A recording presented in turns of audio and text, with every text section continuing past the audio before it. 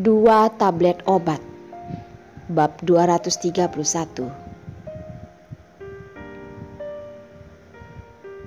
Tidak tahu siapa yang dengan terkejut menjerit. Wanita itu sangat cantik. Yang mana? Kenapa menjerit begitu keras? Awas saja kalau jelek. Kamu sendiri yang membawanya pulang. Pria berkumis tidak percaya orang itu begitu beruntung. Begitu cepat sudah menemukan wanita cantik. Sekarang semua orang sedang melihatnya. Di sana, pria yang berbicara menunjuk ke bagian tengah bagian panggung dan berkata. Pria berkumis dan prawira pun melihat ke arah yang dia tunjuk. Di tengah bar ada seorang gadis cantik, mengikat rambut ekor kuda. Wajahnya memakai topeng, sama sekali tidak mempengaruhi semangat mudanya. Pinggul yang bergoyang begitu menggoda orang. Bahkan tatapan prawira juga melihat terang. Di tatapannya terlihat kotor. Pirsa, matamu benar-benar seperti radar. Bahkan begitupun kamu bisa melihatnya. Hehehe, Kak Prawira terlalu berlebihan. Ini adalah hal yang seharusnya aku lakukan, kata Pirsa tersenyum. Prawira dengan senang menepuk bahunya dan berkata, anak baik, besok aku akan mengirimkan mobil Mercedes-Benz yang ada di garasiku untukmu. Terima kasih Kak Prawira, terima kasih. Pirsa begitu senang sampai tidak bisa berkata. Hanya mencari seorang wanita pun mendapatkan sebuah mobil Mercedes-Benz. Prawira benar-benar loyal. Bukankah orang yang bisa dibandingkan dengan mereka? Dia baru dinamakan berasal dari keluarga kaya, tidak kekurangan uang. Orang lain melihat Pirsa dengan mudah mendapatkan sebuah mobil pun tidak bisa menyembunyikan rasa cemburu. Pria berkumis sudah sangat marah. Kalau bukan karena dia terlalu lambat, mana mungkin Pirsa bisa mendapatkannya? Benar-benar membuatnya marah. Prawira dengan tidak peduli berkata, sudahlah, hanya sebuah mobil saja. Siapa dari kalian yang bisa membawa wanita itu kemari? Aku masih memiliki hadiah. Aku pergi. Kak Prawira, biarkan aku yang pergi. Aku yang pergi, kenapa kalian rebutan? Biarkan aku yang pergi. Pirsa yang sudah menerima Mercedes pun berpura-pura baik. Kak Prawira, biarkan aku yang pergi saja. Kebetulan aku juga kenal beberapa orang di sini. Pasti akan melaksanakan tugas dengan baik. Prawira sangat menikmati rada di pujian orang. Dengan sombong berkata pada Pirsa. Oke, baiklah. Kalau begitu kamu yang pergi saja. Beberapa orang diam-diam merasa menyesal. Kenapa mereka tidak lebih cepat menyadari wanita itu? Pria berkumis pun begitu marah sampai matanya sudah hampir keluar. Dialah yang membawa Pirsa yang pantas mati ini kemari. Sekarang malah terus berebutan dengannya. Benar-benar adalah serigala licik. Tapi dia juga tidak mungkin menunjukkannya dengan begitu jelas.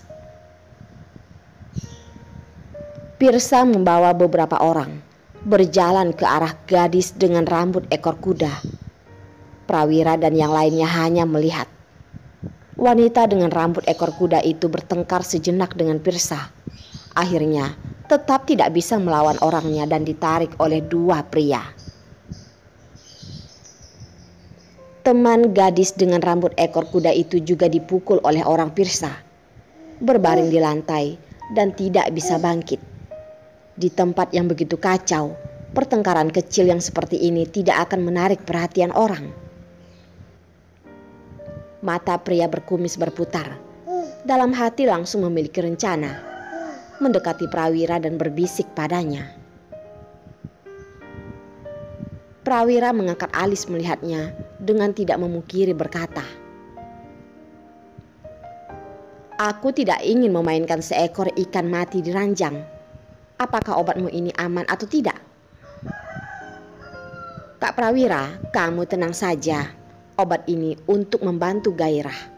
Wanita sepolos apapun yang memakannya juga akan menjadi bergairah. Aku pastikan Kak Prawira akan bermain dengan puas," kata pria berkumis. Begitu Prawira mendengarnya juga merasa boleh. "Baik, kamu hati-hati." "Oke." Pria berkumis tertawa dan menganggukkan kepala, mengeluarkan 2 tablet obat dari kantongnya. Saat tidak ada orang yang memperhatikan, dia langsung memasukkannya ke dalam sebotol bir, lalu menyodorkan tangan mengaduk di dalam cangkir beberapa kali. Kebetulan gadis dengan rambut ekor kuda itu sudah ditangkap kemari. Dia masih dengan menawan menjerit, "Lepaskan aku, cepat lepaskan aku. Apakah kalian tahu siapa ayahku?" "Aku tidak peduli siapa ayahmu. Malam ini kamu adalah milikku." Prawira langsung melepaskan topeng gadis berambut ekor kuda itu. Melihat wajah yang kenyal dan putih, dia pun merasa tidak sabar dan memegang dagunya yang kinclong itu. Berkata, "Muda memang sangat bagus. Lihatlah kulitmu ini, begitu kenyal sampai bisa menghasilkan air." Gadis berambut ekor kuda itu dengan marah memalingkan wajahnya. Tidak ingin melemah, mengangkat dagu dan dengan angkuh berkata, "Aku nasihati kalian, lebih baik lepaskan aku. Kalau tidak, aku pasti tidak akan membiarkan kalian begitu saja." "Aduh, berani sekali ya." Prawira sama sekali tidak menganggap ancamannya. Langsung melihat pria berkumis dan berkata, "Kenapa masih diam saja? Cepat bantu gadis cantik ini hilangkan rasa hausnya." "Baik." Pria berkumis langsung mengerti, membawa cangkir yang sudah ditaruh obat dan memberikan tatapan pada 2 pria yang menahannya, menyuruh mereka menahan tubuhnya dengan erat. 2 pria itu pun menganggukkan kepala. Wanita dengan rambut ekor kuda melihat pria berkumis membawa secangkir bir menghampirinya. Masalah di dalam bar, dia lebih kurang juga mengerti. Dia pun dengan takut terus menggelengkan kepala. "Kamu jangan mendekat. Kamu jangan mendekat. Aku tidak mau minum. Aku tidak mau minum. Cepat, lepaskan aku. Apakah kalian tahu, aku adalah..." Dia belum selesai berkata, pria berkumis langsung mencekik tenggorokannya, memaksanya membuka mulut. Bir yang panas pun masuk melalui tenggorokannya. Ucapan yang ingin dia katakan pun menjadi tidak jelas. "Pantas mati. Kamu akan menyesal. Aku adalah putri kepala polisi." Ucapannya yang tidak jelas kebetulan ditutupi oleh suara DJ. "Lihat apaan kalian? Cepat bawa dia pergi." Pria menendang kedua pria. Dia pun duluan berjalan di depan. Setelah gadis dengan rambut ekor kuda meminum bir itu, tubuhnya langsung menjadi panas. Seluruh tenaganya pun hilang. Sama sekali tidak ada kemampuan untuk membantah. Setelah mereka pergi jauh, salah satu pria dengan heran berkata, "Barusan aku sepertinya mendengar dia mengatakan apa posisi ayahnya." "Sepertinya adalah kepala polisi. Seharusnya bukan kan? Kalau benar begitu, mereka semua pasti akan mati. Siapa yang peduli apa posisinya? Kak Prawira pasti bisa mengatasinya," ucap pria berkumis sambil meneguk bir.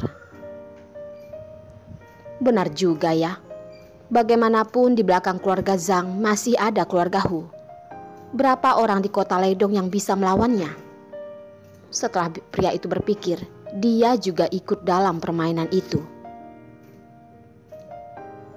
Prawira langsung membawa wanita dengan rambut ekor kuda membuka kamar di lantai atas Vatican Club. Setelah memberikan tips pada kedua pria itu pun menyuruh mereka keluar, meninggalkan dirinya bersama dengan gadis yang sudah hampir tidak sadar itu. Dia melihat gadis setengah sadar di ranjang, wajah kecil yang merah, dengan bangga berkata, "Aku tertarik padamu adalah keberuntunganmu. Kalau bukan karena melihatmu cantik, tidak mungkin akan bermain denganmu." "Menyingkirlah," wanita dengan rambut ekor kuda dengan bersusah payah berkata. Prawira malah semakin bersemangat. "Hah, aku suka wanita sepertimu. Jika dimainkan, sangat puas." Setelah berkata, dia langsung melepaskan bajunya, lalu menekan gadis yang ada di ranjang.